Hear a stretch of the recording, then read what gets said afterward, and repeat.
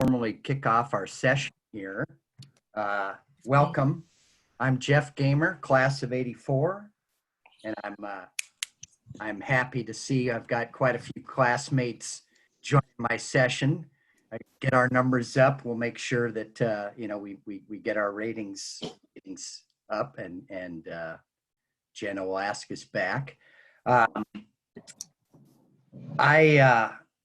So I went to CMC class of '84. I played 4 years of tennis, and with the help of my teammates, we brought our first national championship to CMC back in 1981. In tennis, I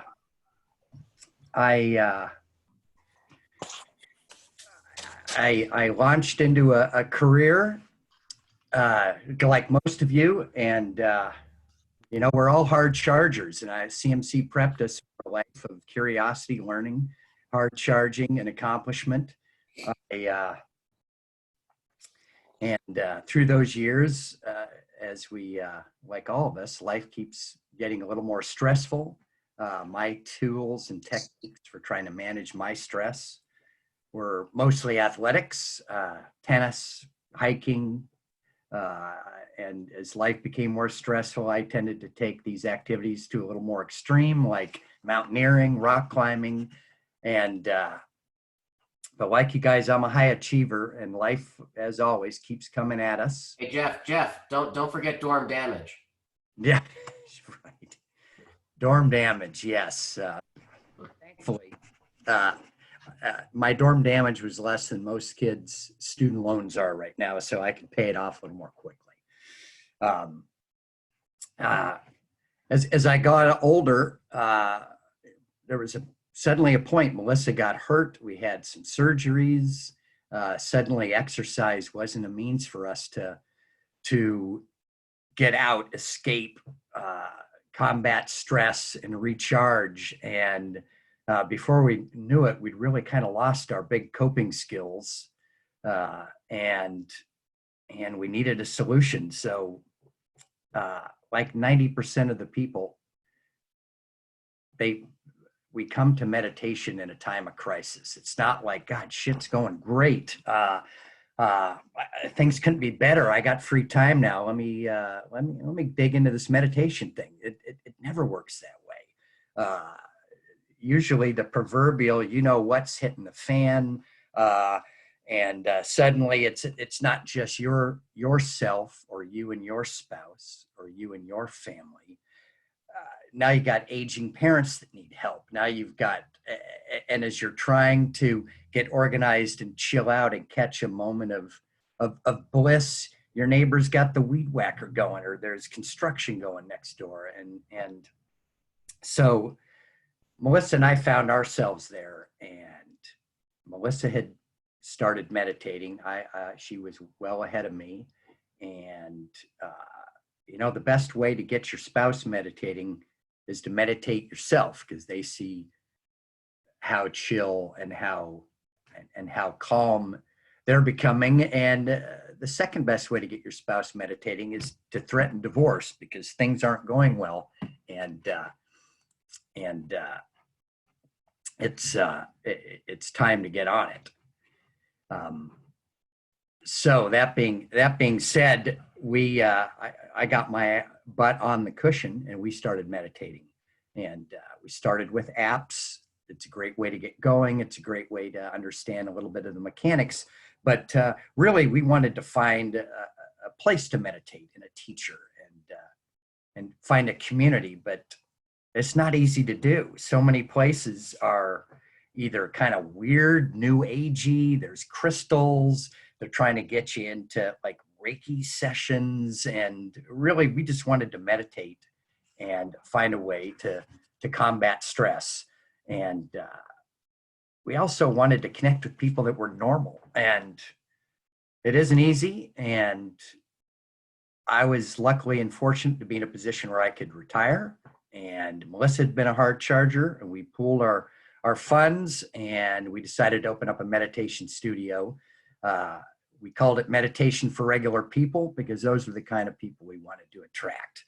We wanted to have a community where people could come in, chill out, find some tools to reduce some stress, and connect with like-minded people we're all just trying to be a little bit better versions of ourselves as we go about the world in a day-to-day basis. We don't have the luxury to go live in a cave for 30 years and find the meaning of life and enlightenment.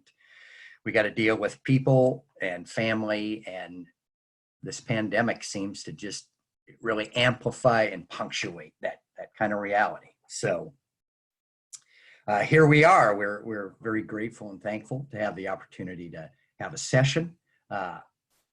We decided to start with sleep and not go right into meditation, because guess what? We're all suffering from sleep right now. We're in a world of so much unknown and so many circumstances that continually change on a day-to-day basis, and a leadership in the country that either sometimes appears to be on it and then they divert off,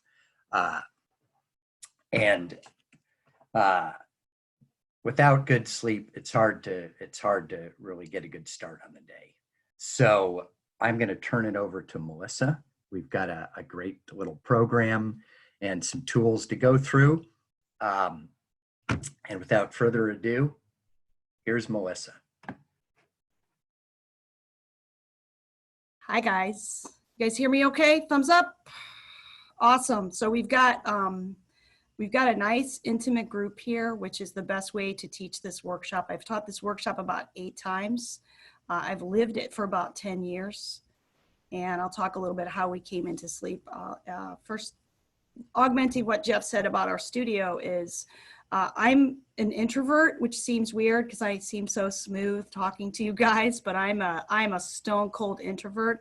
I would probably never go into my studio because I have so much social anxiety. And we really partially wanted to cater to those people who were afraid to go to a Buddhist temple, that they might do something weird. Jeff and I went to a particularly profound training where we were sitting with our legs out and someone came in and said, "Don't face your feet to the master." And if you know Jeff, or if anybody's in that category that you're not very flexible, we spent the whole time trying not to face our feet to the master and thinking we had done something wrong, and we were definitely going to some kind of weird meditation hell. And it turns out he was just a guy. Someone just said that to us. So we wanted to create, we wanted people to come into our space and feel really comfortable. We have very comfortable blankets and chairs, and you're more likely to hear, music.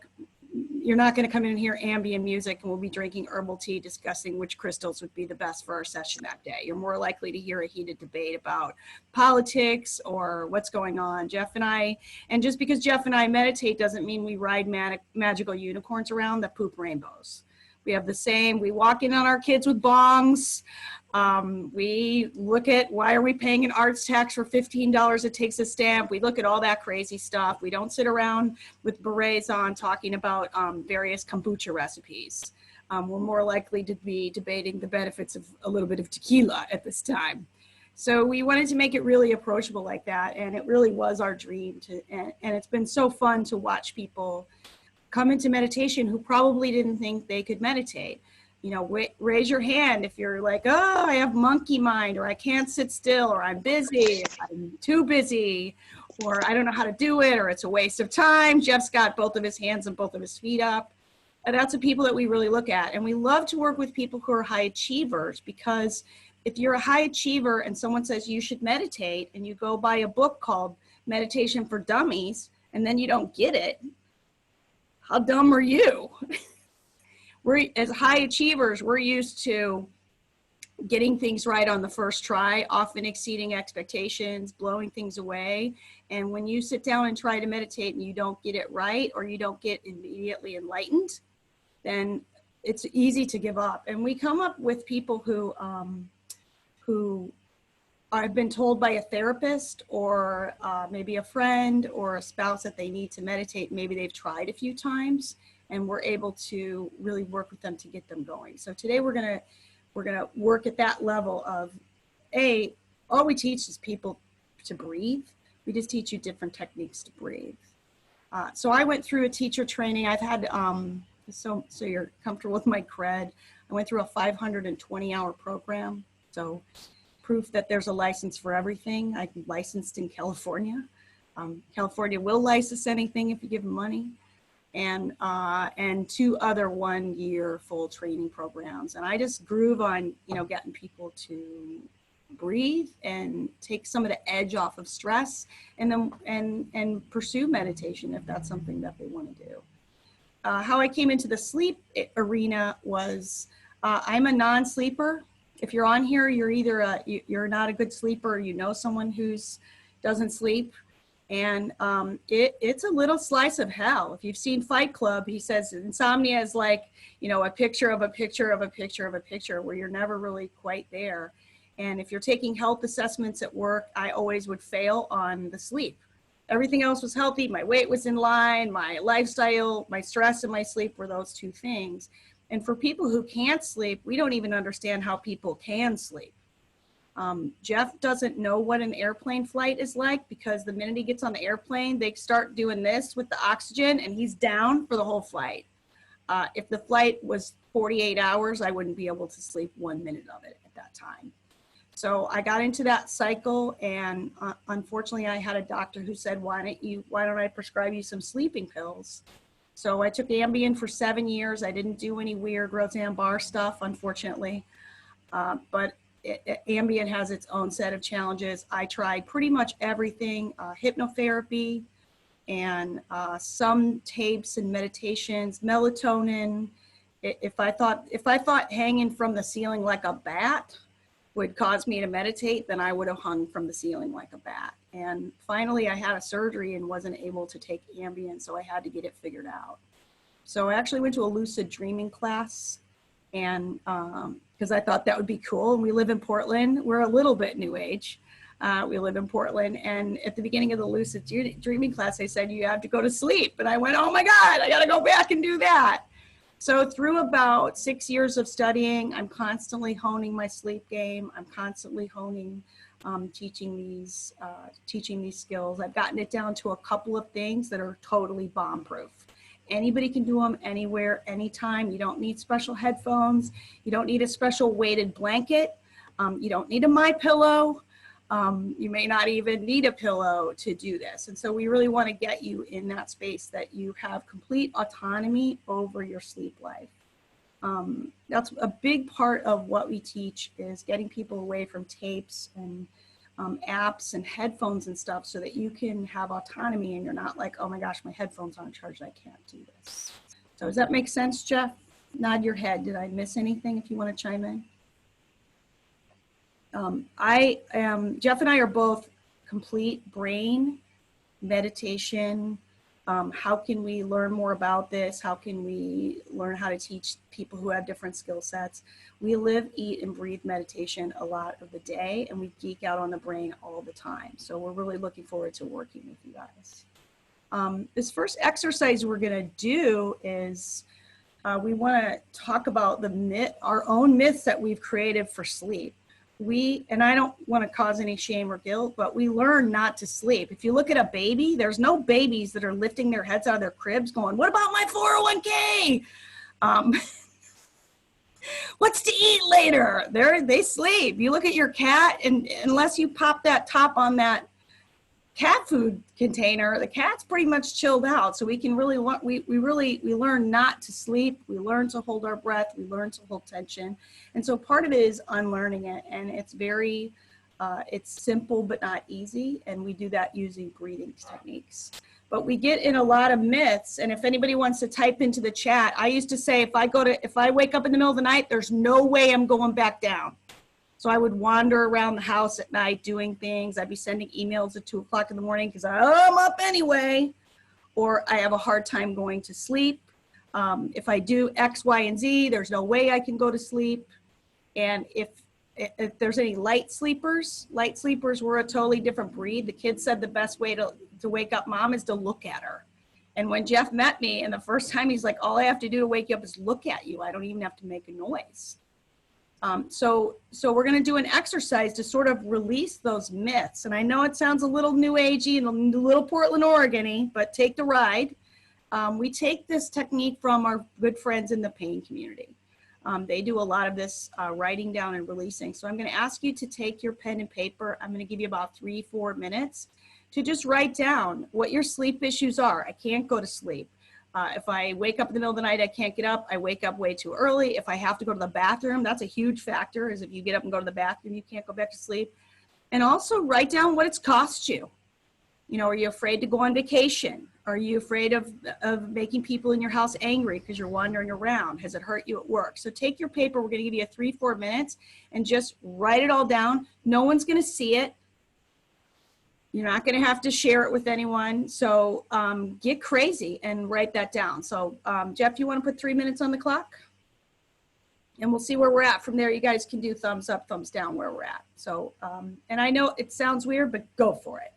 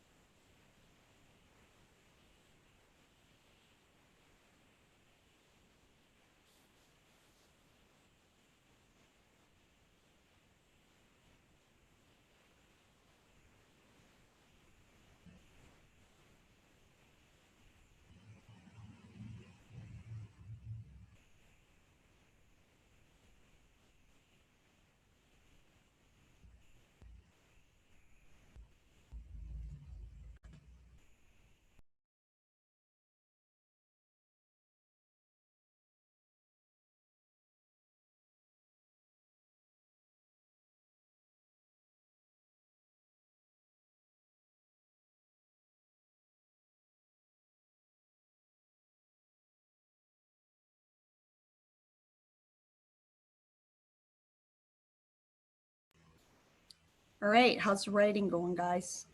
Thumbs up if you're done. A lot of people off video. I finally figured out how to work the gallery. We've got some people in their PJs, I think. Jeff and I were laughing last night that we should have this class at 3 in the morning. So I want to inject here a little bit about sleep math. Something that we probably need to give up, where you wake up in the middle of the night and you're like, okay, it's 4 o'clock. I think I've slept 3 hours. If I sleep 3 more hours, that'll be 6. And then 30 minutes later, like, oh, now it's only 5.5. And then we like to walk into work or to the people that we're working with during the day and go, I've only had 5 hours of sleep, deal with me, make our big announcement of how you're gonna deal with me today. I tend to say I can't operate any heavy equipment today. I haven't had enough sleep. And that's a part of that sleep math of just grinding and grinding and grinding. As Jeff mentioned, no one wakes up in the middle of the night and says, I can't sleep because my life is so great. I just can't stand it. We're usually grinding over something that's already happened and trying to relive it again and again and again, and maybe come out more positively or find that one detail that will make it different. Or we're thinking about the future and what we're gonna do tomorrow, and what we're gonna say, and what we're gonna wear, and what we're gonna eat. And it's a constant debate that goes on. So take a look at your list, and if there's any couple things you want to add, if you want to add sleep math, that's a big part of it, is doing that all night. And then what I'd like for you to do is take the list and tear it up. Just tear it up. Rip it up. Do it. Get violent. Get tough. When I have people in the studio, I make them yell while they're doing it. Yeah. Look at that. Francisco, you're a good tearer. Ooh, I can hear Jeff tearing. That's awesome. Yeah, we're done. That's your old life. We're totally done with that. So getting into those stories, they're not helpful. When we look at super athletes, people who are doing particularly, jumps and stuff where the stakes are high, they don't look at the jump and go, well, I've never made it before. Probably won't make it this time. They go into it like, yeah. And so we want to approach sleep the way a super athlete approaches a jump or a big trick like that. With a positive attitude that says, I can do this and I'm moving forward, because you're literally programming your body to do that. When I say I'm a terrible sleeper and I can't get to sleep, I'm telling my body that. So again, I don't think Evel Knievel looked at the Grand Canyon and went, I probably won't make it. He had to be fully committed that he was going to jump across it. Thanks for getting that Evel Knievel joke, Mark. So we're going to go into it that way. And I'm going to teach you a couple of techniques that are great for sleeping. They're also great for meditating. The difference between a sleep technique and a meditation technique is whether you're reclined or not. So you can use these in your regular life. The first one is very easy. You just need your hands. So we always have those. We don't have to look for them. We don't have to charge them. And you can do it one of two ways. We call this the 10-finger technique. And I'm going to breathe really loud. Don't do this so you'll hyperventilate, but just close them. Close middle. Close ring. Close little. Another hand.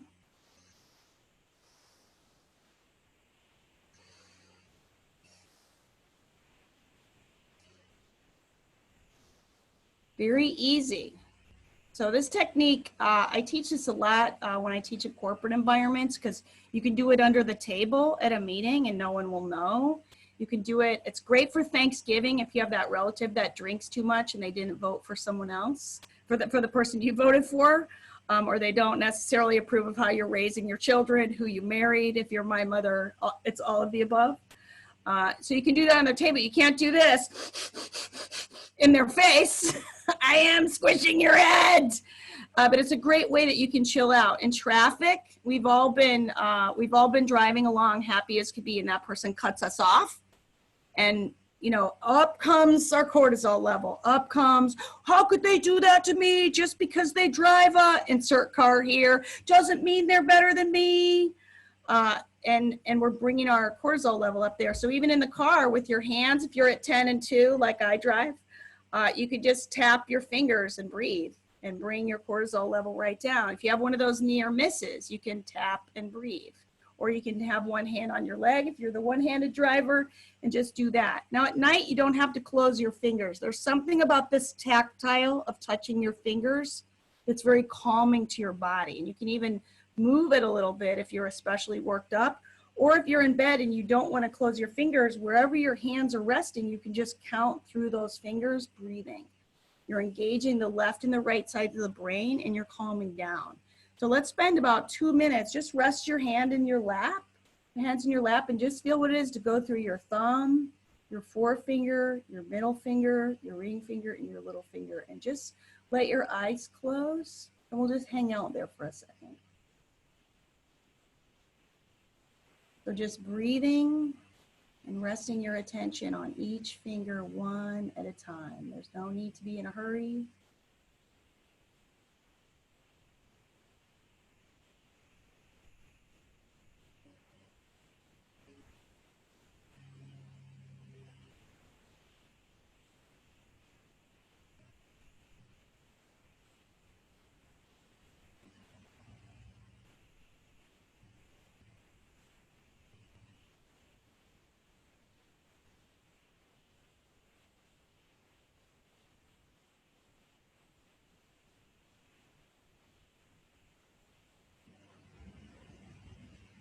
And let your eyes come open. Pretty easy, huh? Always have our hands. This is great to teach too. If you have aging parents and they flip out when they go to the doctor and their blood pressure goes up really high, great technique to teach them of just going through their fingers like that, either closing their fingers or tapping their fingers. Really easy to teach to kids. It's also a great way to teach them how to count. So a good all-around technique. The bomber technique that I want to teach is kind of a signature technique for me. So Jenna, this is going to be your big moment to put that slide up, is the infinity breathing technique. I teach the 10-finger technique because you'll remember it and it's easy to grab. This one's a little bit more complicated. Here comes a slide. Woohoo! This is a three-step process that we call infinity breathing. I learned this from my own teacher, but I wanted to augment it a little bit, and I'm going to go into some of the geeky science behind it. So it's a three-step technique. We begin by just matching your in-breath with your out-breath, and you don't need to do that right now. Matching your in-breath with your out-breath, and it teaches you to play with your breath, because sometimes when we sit down or if we're getting ready to go to bed, we can get so gripped we almost can't even breathe. So this teaches you just to play with your breath and hang out with your breath with very, very low stakes.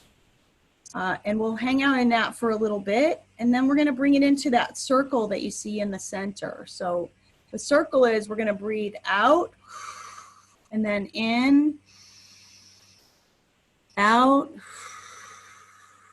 in, not making those sounds and not breathing that hard, just breathing normally, but with very little pause between the in-breath and the out-breath. We start with the out-breath because that's not natural, and you're already breaking yourself out of your normal breathing pattern and beginning to focus more on it. When we breathe in and out, there's a natural break between the in and out, and that's when our mind can wander just like that. It's a very natural exit point and easy to exit there. And the goal of it is to engage both sides of our brain so there's not time to start grinding and thinking, and that's going to lull you into sleep. The more you use the technique, the more powerful it becomes, because your brain knows as soon as you start this breathing, guess what? This person's not giving up, they're going to sleep, and that's all there is to it. And your brain will give up more easily every time you use it. So when we bring it into that center technique of the circle, we're out and in with very little pause. We borrow that from our friends in the animal community. If you've ever seen a puppy is almost panting. They don't hold their breath. There's no puppies holding their breath going, oh my gosh, who am I going to vote for in the next election? They're worried about a lick and a pet and a tail wag. And so their breathing reflects it. There's no pause whatsoever in their breathing, and they kind of almost come to a pant. So you want to be between a regular breath and a pant on that circle. You're going to be visualizing that circle, and the circle can be any size, any shape, any thickness, any color, any direction. It's your circle. I'm not going to climb in your brain and tell you how to do it. And again, engaging the right and left brain so there's less opportunity for thinking. You're going to hang out in that space for a while. And then you're going to bring it to that infinity breathing where you're going to follow those arrows and your breath is going to follow the contours of the infinity. That brings us into a little bit more complicated drawing. So our brains are even more engaged releasing the opportunity. It's also very, very rhythmic. Again, it can be any color, any size, any thickness, any direction. We start out pretty slow because, again, as humans and particularly as Americans, we want it now. We want it quick. We want a quick fix. We want a patch or a pill or 3 easy steps. And we often don't take time to really calm our bodies and calm our minds down. And we're trying to go from 60 to 0. And this takes you, this coast, we get down in the 25-mile-an-hour zone, bring it to a slow stop. And almost when you turn off a car and it's kind of ticking because it's still hot, we're even getting out of that ticking phase by the time we get through to the infinity part. And then you can let it dissipate. If you're meditating with it, then you can continue to come back with that. If you're sleeping with it, eventually it's going to go away. Now, you got to dig in a little bit because it's going to be, oh, this isn't working. I'm thinking. This isn't working. I'm thinking.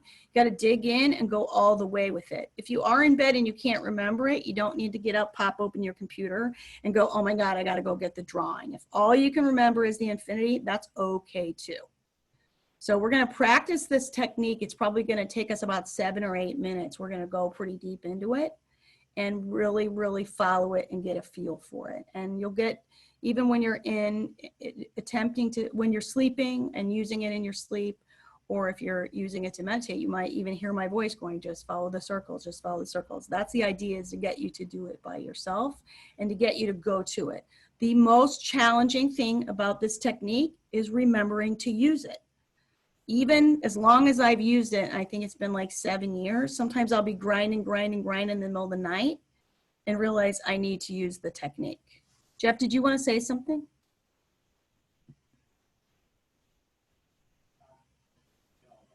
Okay, I can hear him from the other room. So let's practice the technique. So let's get comfortable. Let's get really comfortable in your chair, wherever you're sitting. There's no right or wrong way to sit. Totally cool. Let your eyes drop closed. And let's begin by just matching your in-breath to your out-breath like those first 2 arrows. Just really letting yourself play with that technique. You can make your breaths long or short. You don't need to have a really tight grip on achieving the perfect match, but just play with it.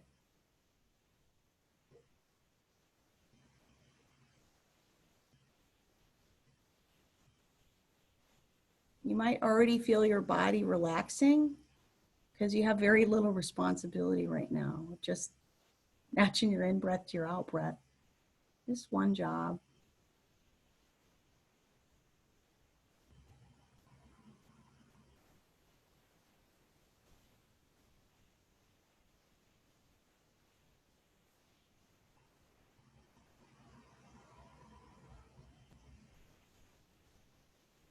If you start to get distracted or start to make plans or think about what you're going to do later, just come back and bring yourself to matching your in-breath to your out-breath. Honestly, meditation isn't about how long we can keep thoughts from our minds. It's how quickly and kindly we can just come back to the task at hand, which is breathing. So just match your in-breath to your out-breath.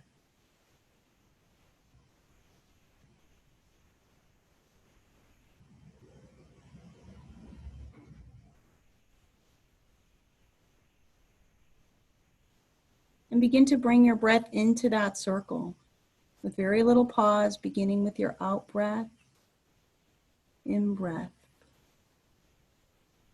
Circle can be any color, any shape, any thickness. Can go either direction.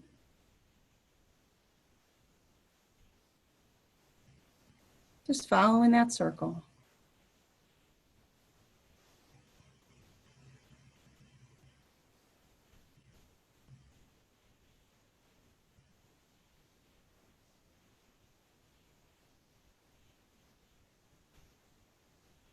And again, you can play with it. You can make it a little bigger, make it a little smaller.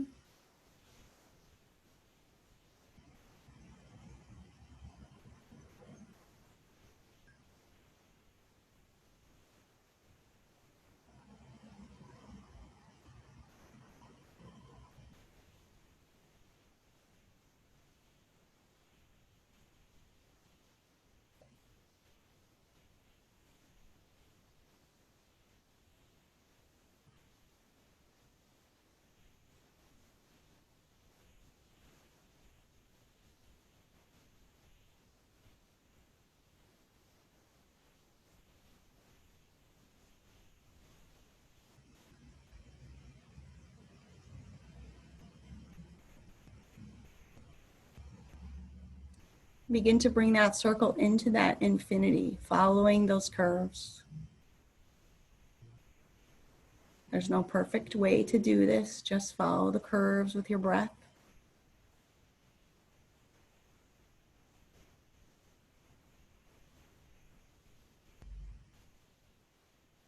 And if anything becomes more interesting than following those curves, come back, follow the curves with your breath, and start again.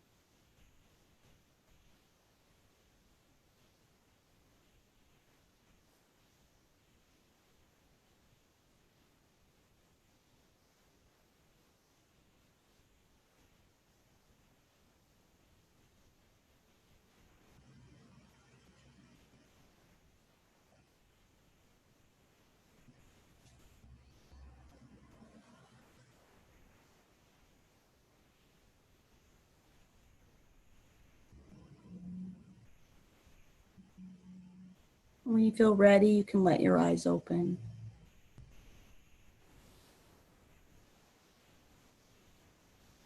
And Jenna, we can go back to gallery. You can take your screen down if you don't mind.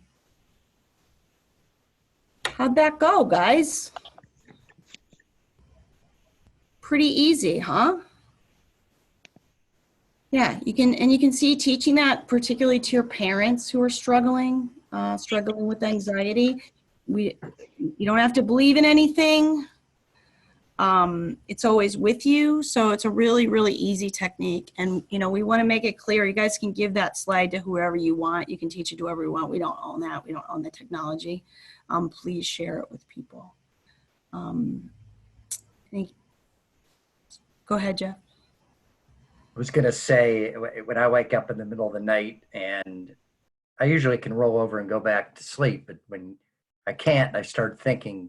I do use these techniques, and they're great. But one thing I wanted to add was that as thoughts, if they keep coming into your head, I keep saying to myself, hey, I can't deal with that right now. That'd be a great thing to do, but really right now is no time to deal with it. So I find that saying that helps me let it go. And then I get into the breathing, and then I convince myself I'm really going to do it. And then by that next thing I'm asleep. So that saying, when I recognize thinking, saying, man, I can't deal with that right now. I can do that tomorrow though. That'd be awesome. Seems to kind of help quiet my mind a little bit. And we have a question in the chat of going over the infinity. Describe the infinity a little bit more. You're going to follow the curves with very little pause. So thank you for asking that question. Just very little pause. It's a natural progression from the circle in the infinity with very little pause. And again, you're trying to engage your right brain by visualizing the infinity, and your left brain, I think those are the right sides of the brain, Jeff can probably correct me, by following your breath. But yeah, just very, very little pause. Because when we pause in our breathing, that's when our mind's like, yes, I can exit. I can start thinking about something. I can put something in there. So great question. If you need a little bit more clarification, feel free to type it down in the chat.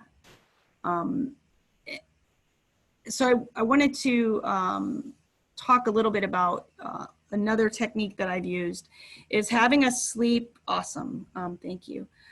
Having a sleep mantra, because we all came into this with, I'm a terrible sleeper, I can't sleep, whatever.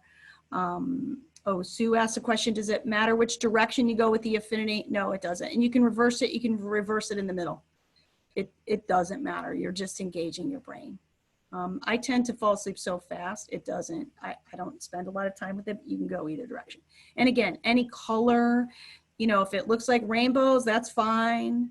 Have to run using these tools. Awesome, good to see you. So the next part is writing your sleep mantra. and declaring your sleep mantra.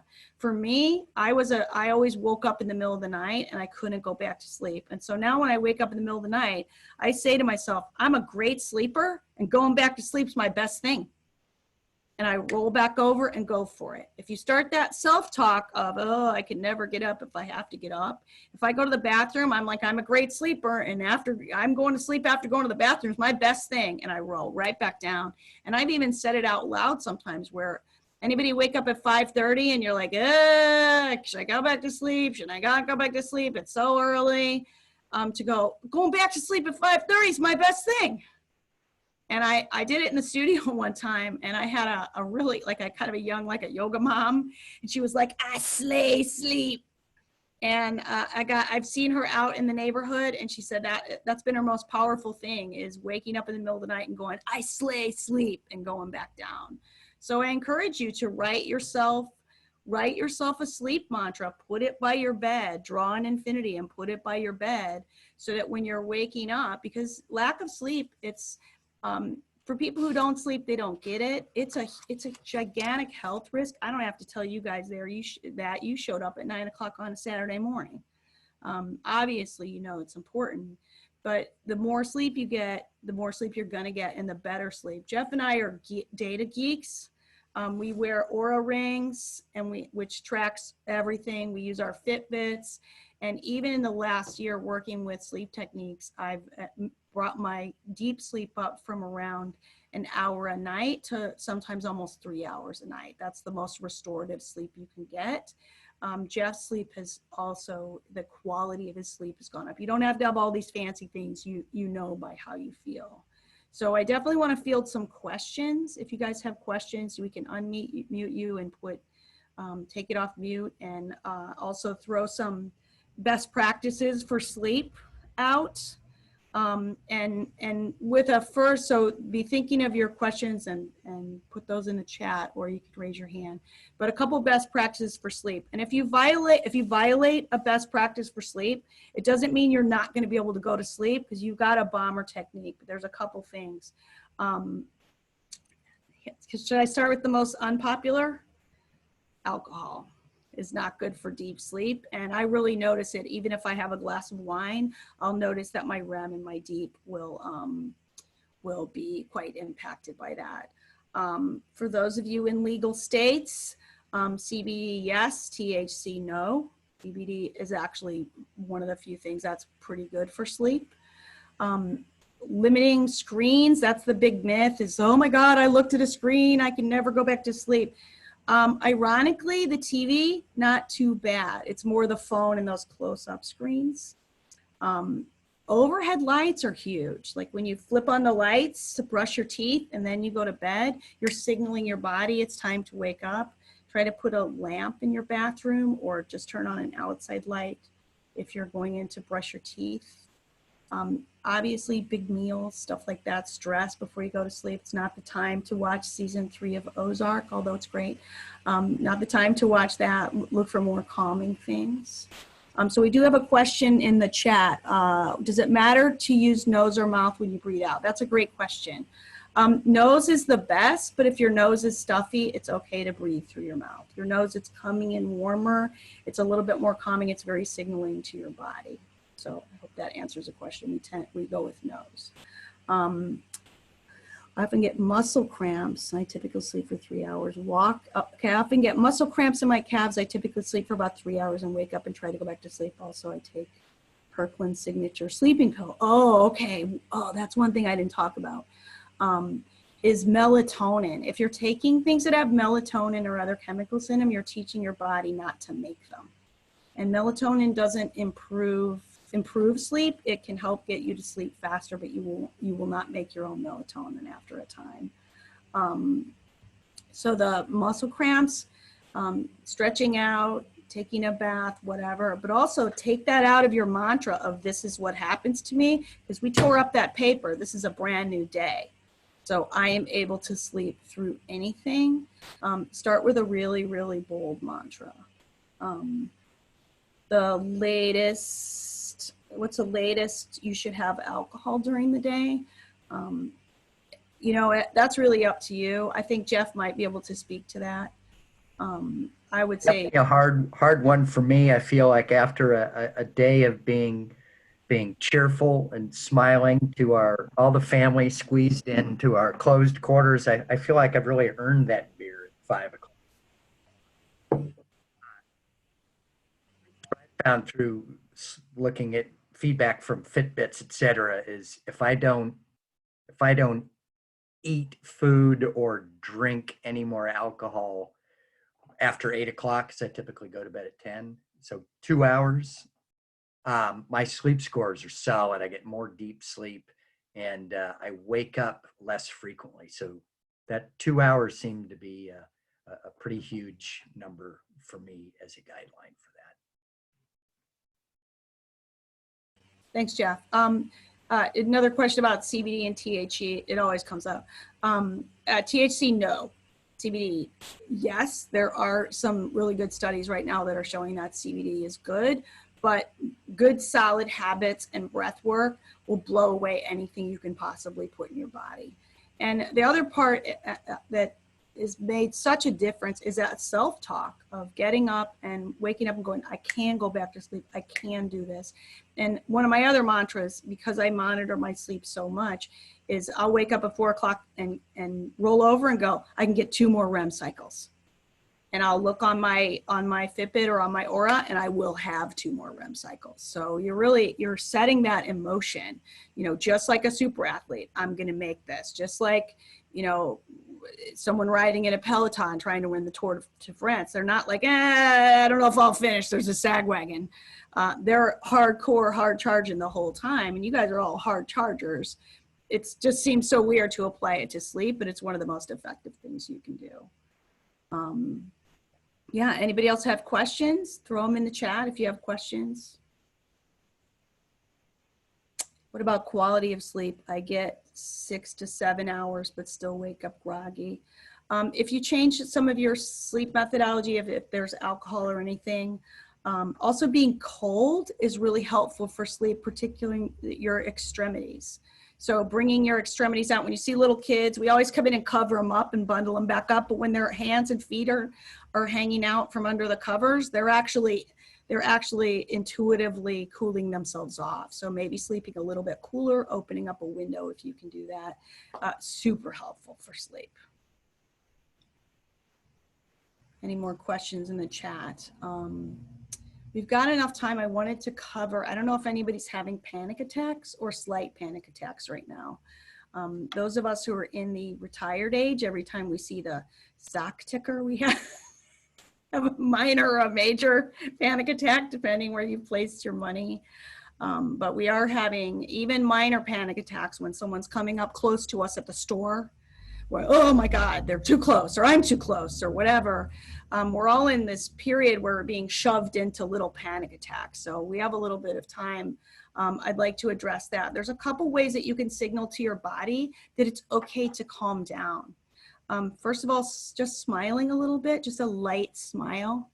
I know, again, it sounds new agey, but you're signaling your body that it's okay to relax. So even just bringing, if you're wearing a face mask and you're out, no one's gonna know. You don't have to put a big goofy smile on, but putting a slight smile on your face signals to your body that it's okay to relax. The other thing is to place your hand on your heart. You guys can do this now if you want, is to place your hand on your heart and just start to breathe and feel how your hand feels against your heart. And what that does is that signals your parasympathetic and your sympathetic nervous system to come into coherence. So if you have, if you're having panic attacks, or again, you have aging parents that are having panic attacks right now, just placing their hand on their heart, feeling the warmth of their hand, maybe they can feel their heartbeat, and even closing your eyes and bringing someone to mind that you really like. A kid, a pet, a family member. And just breathing and feeling your hand automatically signals to your parasympathetic and your sympathetic nervous system that to calm down. And I taught a lot of seniors when I first started, because those are the only gigs I could get. And so many of them did that when they would go to the doctor or they would have a panic attack. Our body is, you know, we have fight, flight, or freeze, and we're going into a lot of fight or flight over some of the smallest things right now, and it's easy for that panic to bubble up like that. You'll see people that wear little things around their necks it gives them a little, some kind of charge or something that does that puts their sympathetic and parasympathetic system into coherence for like $300, free and always attached. Just place it on your heart, and that'll bring your heart rate down. Let's see, no other questions? Any comments, questions? Jeff, you want to add anything? Hey, sleep is by far one of the most important things we've got to do. I didn't realize the quality of my sleep had been suffering, and by being a little mindful of timing on alcohol and eating especially, really started to help. We did talk about temperature. 65 degrees or less is a good sleeping temperature. You know, I too used to wake up in the middle of the night and I'd have weird cramps in my feet and my calves, or I'd have to roll over, and the cramping would wake me up, and that was a temperature issue. And when I dropped the temperature, it really helped things. Probably lastly, I would say that exercise is good, but sometimes when you overdo it, your body needs some recovery time, and sometimes that's just naturally gonna disrupt your sleep a little bit. And that's, as much as I like the idea of ibuprofen, it's good to know CBD is great for reducing inflammation and kind of helping you coast through this a little bit. So, you know, that's what I would add.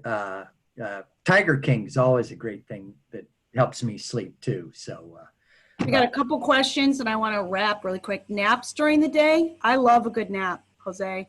But you build up a hormone that, and I think it's an enzyme that causes you to be sleepy, and you reset it when you take a nap.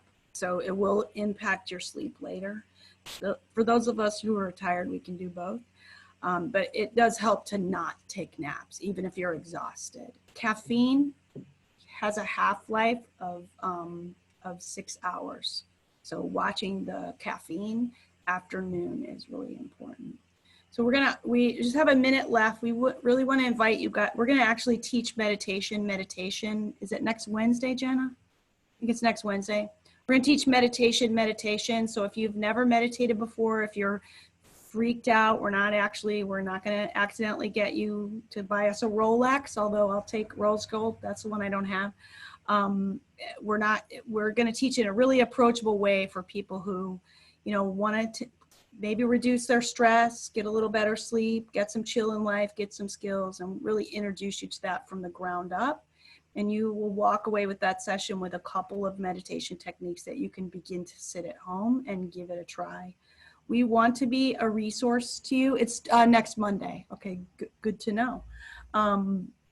We want to be a resource for you. So if you have questions, or you want to find a place to meditate in your hometown, we'll try to help you find a place. We have a pretty good network and have a pretty good eye for what's going to work for people. So please feel free to use us as a resource at any time. You know, this is how we change the world, is one person at a time. Jenna, you got any wrapping remarks? No, thank you so much. This was so helpful. We will post this. This was recorded, so we'll post it on our archived video webpage, along with the PDF for the breathing techniques. So hopefully everyone will go check it out. Feel free to share. Thank you. Have a great rest of your Saturday. Thank you all so much for being here. Thanks, guys.